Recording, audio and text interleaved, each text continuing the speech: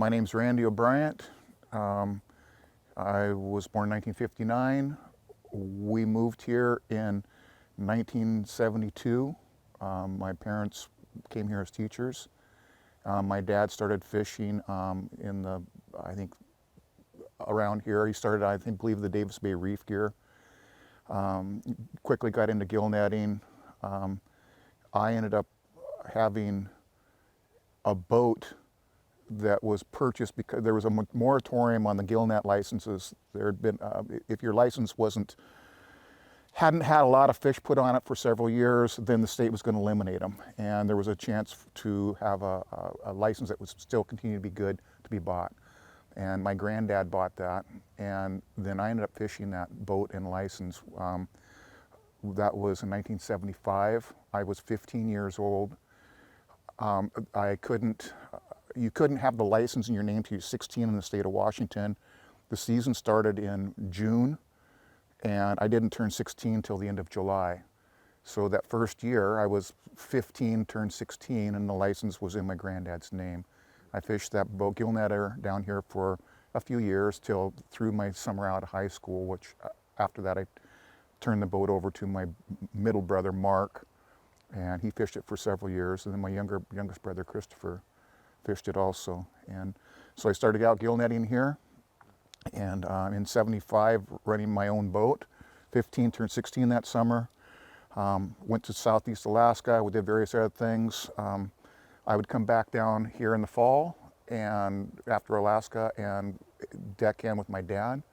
I did various things. Most recently, I've been working on the reef gear with Jack Giard. I'm one of the only commercial smelt fishermen left here, and I say commercial with like quotation marks around it.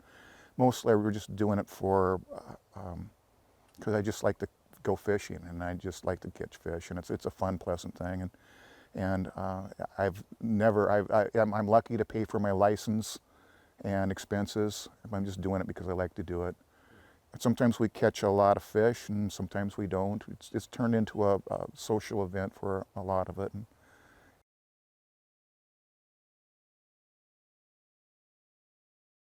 I've noticed a tremendous difference in the changes with the commercial salmon fishing.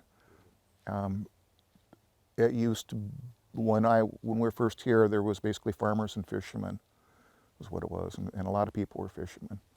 That's not so anymore. There used to be, I don't know, 1,500, 1,000, 2,000 just gill net licenses in Washington State, and I think there's just very, very few. I think there's 2 guys that are still gill netting here.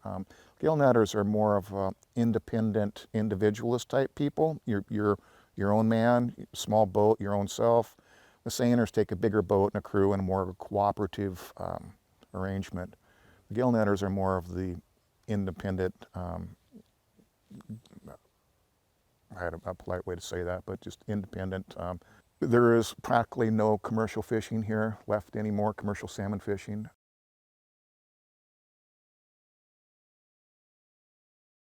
Don't buy the farm-raised salmon of any type. I think that one of the greatest detriments to our wild salmon, the ones we catch here primarily going up the Fraser River, is the pen-raised salmon. Around every one of those pens, there's tremendous sea lice problems. Every place they put those fish pens to raise the Atlantic salmon or whatever they're going to trade off to, the steelhead now, the wild stocks that swim by there have just tanked every place where they've done it, everywhere from Norway and Iceland. It's happening here. And by buying that fish pen raised salmon, you are inadvertently, because the wild salmon that goes by that ends up becoming decimated, destroyed, you're killing the wild salmon. And if there's no market for the wild salmon is a sustainable thing. Could be. Climate change is going to put a huge change on things.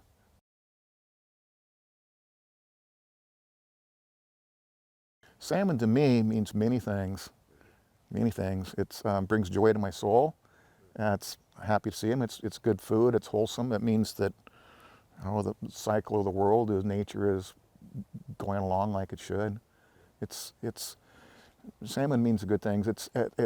Mostly it's a lifestyle and a time. Sometimes it means money, but I'm not. I mean, the money is nice and it's kind of important, but that's not the reason why I'm out there doing it. It's a primal thing to catch and produce your own food.